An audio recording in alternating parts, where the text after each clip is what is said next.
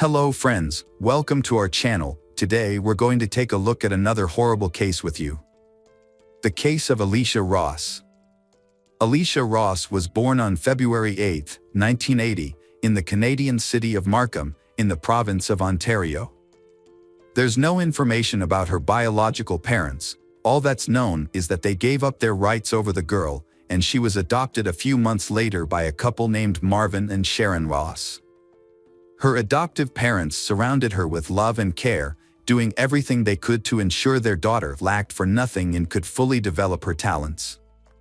When Alicia started going to school, her adoptive parents decided to get divorced, but they maintained a friendly relationship and continued to support together in their daughter's life. Shortly after, Sharon remarried, and her new husband, named Julius Forrest, treated her as if she were his own daughter. Alicia did well in school, excelled at drawing, and also had a passion for photography, enjoying discovering new cities and countries.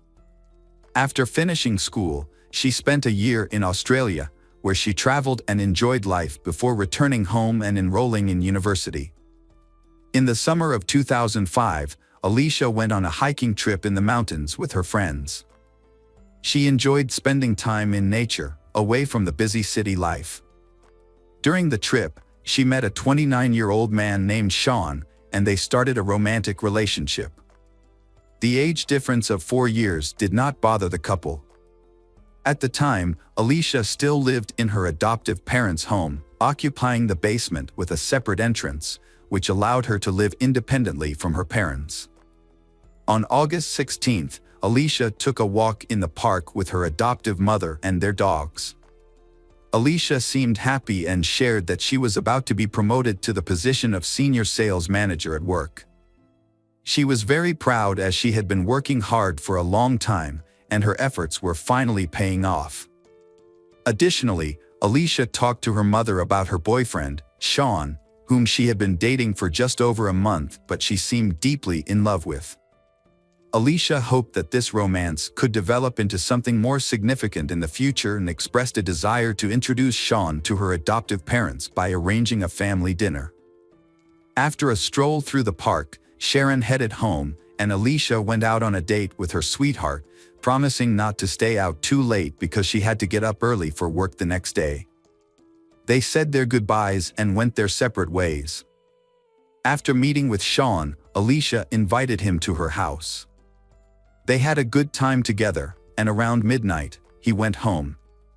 Alicia accompanied him to the door, which served as a second exit from the backyard. They said goodbye with a kiss, and then he left, promising to call her as soon as he got home. Around midnight, as promised, Sean called his girlfriend, but she didn't answer the phone. He wasn't too worried, thinking that Alicia had simply fallen asleep since she had to get up early for work. However, the next morning, when he tried to call her again and she still didn't answer, he genuinely became concerned and contacted a mutual acquaintance who worked in the same office as Alicia. From her, he learned that Alicia had not gone to work, and he immediately rushed to her house. On the morning of August 17th, Sharon and Julius left their home around 10 a.m. to play golf with friends. They noticed their daughter's car in the driveway but assumed a colleague had picked her up, so they didn't think much of it and continued with their plans. About half an hour later, Sean arrived at the Ross residence and, finding no sign of Alicia there, he called the police to report her as a missing person. Sean also immediately contacted Sharon to inform her of the situation. Sharon and Julius rushed home immediately after hearing the news. By the time they arrived, the police were already present at the scene. Sean was the first person to notice the girl's disappearance and inform the authorities. Sean was also the last person to see Alicia alive and well the evening before she vanished. According to Sean, they had said goodbye at the gate where his car was parked around midnight, and she had not been in touch since then. When Sharon and Julius reached the house, law enforcement was already there, investigating the area and speaking with Sean, who had called them. Sean appeared visibly nervous and distraught. When the mother checked Alicia's room, she noticed that all of her daughter's personal belongings were still in their place. Her purse, passport, driver's license, keys, cell phone, bank cards, and cash were all left behind. The gate was open but not forced, suggesting that she either let her abductor in or willingly left the yard with someone. In the backyard, the police found some signs of disturbance. The lawn and flowers in one spot were trampled, as if someone had fallen there. Additionally, a pair of cigarettes and Alicia's right sandal, which she had been wearing the evening before, were found on the ground in a straight line. Neither Alicia nor her parents smoked, and Sean claimed he never smoked that particular brand. Sean was considered the prime suspect almost immediately. At first, he was clearly very nervous and his narration seemed a bit confusing and disjointed. Second, he was the first to report his girlfriend's disappearance to the police, even before speaking with her parents and confirming that they hadn't seen her either.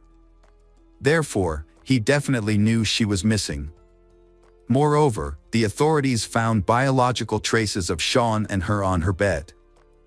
Based on this, the investigation speculated that Alicia may have rejected Sean's advances, and he decided to force himself on her, then trying to cover his tracks, and staging her disappearance, which likely resulted in her losing her life. Sean was brought to the police station and questioned. The investigator presented their theory to him, which left the young man stunned. He was dismayed to be the prime suspect and swore he would never harm his girlfriend, as he loved her. Sean admitted they had intimate moments that evening, but insisted it was consensual. Her parents had nothing bad to say about Sean. He hadn't argued with their daughter, hadn't mistreated her, and she spoke only well of him. Their relationship was progressing rapidly and quite happily, and Alicia even hoped to have a future with him. It's understandable that the parents are deeply concerned about their daughter's disappearance. The facts known so far suggest that she had no plans or reasons to leave her apartment. She was looking forward to a promotion at her workplace, and as a responsible person, it's unlikely she would have just abandoned everything. Even if there had been unforeseen circumstances, she would have surely informed her parents and taken her documents, money, and phone with her. The police couldn't find sufficient evidence to arrest Sean, so he was released after questioning. However, the investigators haven't completely ruled out Sean as a suspect and are continuing to monitor him. Sean himself seemed depressed and very disturbed. An intensive search for Alicia began the day after she went missing. Initially, a thorough inspection of the house and yard was conducted. Investigators examined the surrounding area in detail and interviewed neighbors. However, no one reported having heard or seen anything suspicious that night. The authorities theorized that the woman disappeared sometime between midnight, when she said goodbye to Sean, and dawn, a time when the streets are usually quiet and deserted, making it difficult to find witnesses. Flyers with Alicia's photos were distributed throughout the city, listing the phone numbers where people could provide any information about her whereabouts. The search for Alicia became one of the most extensive operations in the history of Ontario. Every rugged terrain, ravine, and swampy area were examined, but no clues, leads, or even suggestions about the whereabouts of the missing woman were found. Her parents also appealed to the public through the media, expressing their belief that their daughter was still alive but was being held against her will somewhere. They implored whoever had their daughter to let her return home unharmed and not to do her any harm. The police leaned towards the theory that someone Alicia knew personally had kidnapped her and possibly ended her life. This hypothesis was supported by the lack of signs of struggle, the absence of evidence of entry, and the fact that the door had been left open, but no concrete clues were found. The cigarette found on the floor had only a very smudged fingerprint that could not be identified. Investigators thoroughly reviewed Alicia's contacts and analyzed all calls and messages from her phone and email, but nothing suspicious was uncovered. On the sixth day of the search, the case was officially classified as a criminal offense, even though there was a lack of evidence, and Sean remained the main suspect. Sean lived alone in his own house about 10 miles from Alicia's house. After realizing that public suspicion had increased following his media appearance, he no longer participated in the search and refused to speak to the press. The investigators questioned Sean 3 more times, but his story remained consistent. He was then offered a lie detector test, which he refused, further convincing the police that he was involved in the crime. 2 weeks after the disappearance, Sean was arrested on an unrelated charge. He was pulled over late at night for driving under the influence and resisting arrest. Speculation arose that he was drowning his guilt in alcohol. After Sean's arrest, Alicia's parents gave another interview, sharing that they had not met him personally and only knew of him through their daughter's stories. They believed she was happy, but now Sharon considered the possibility that she may have withheld certain details to avoid upsetting them, despite having planned to introduce her boyfriend to her family soon. The police interviewed Sean's neighbors to determine if they had noticed anything unusual recently, such as him disposing of large trash bags, behaving suspiciously, leaving unexpectedly, or washing his car. However, these investigations did not yield any significant information. The detectives were left hoping that Sean would eventually confess everything. About a month after Alicia's disappearance, there was an unexpected development in the case. The initial media attention surrounding her case began to wane, and the search efforts continued but were no longer prominently featured in news reports. The investigation appeared to have reached a dead end. Then, on September 20th, 2005, more than a month after Alicia went missing, a completely unexpected twist occurred.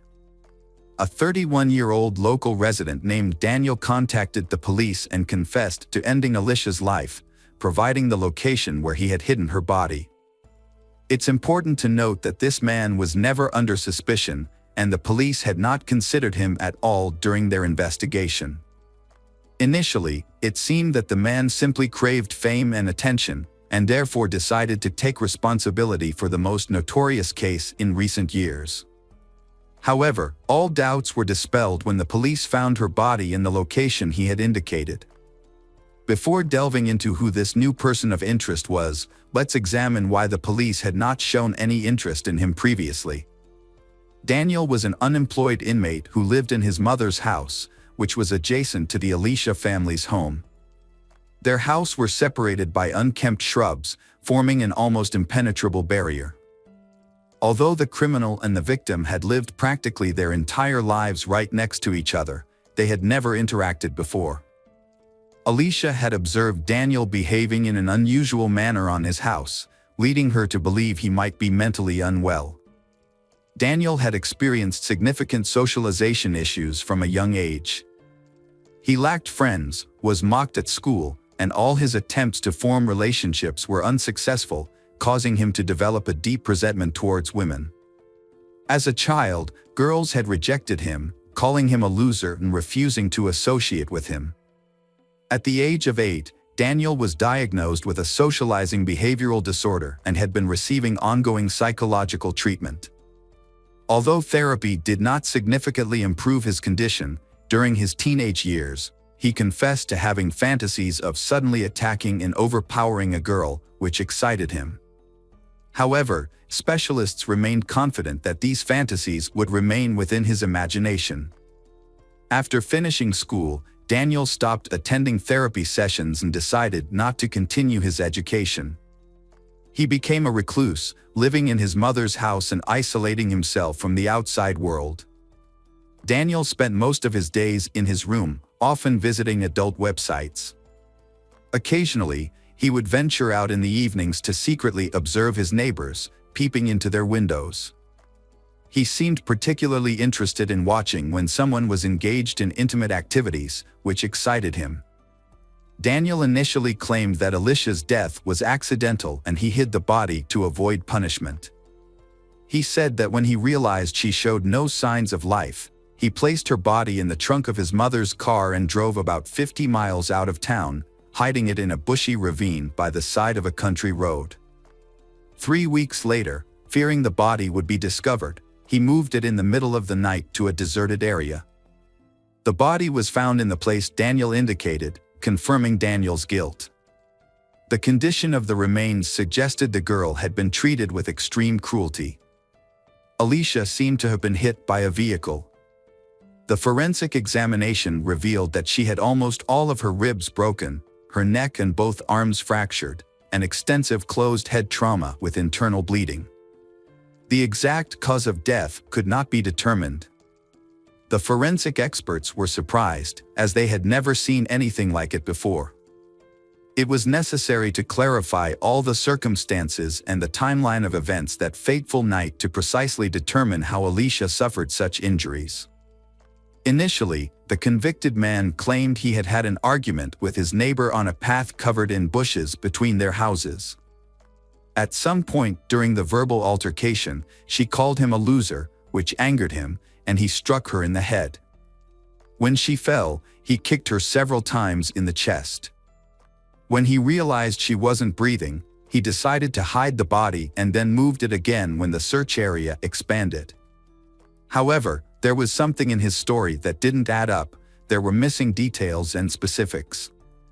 For example, it wasn't clear what Daniel was doing at his neighbor's house at night, why they started arguing, what caused such a brutal beating, and why the evidence found at the scene was arranged in a straight line.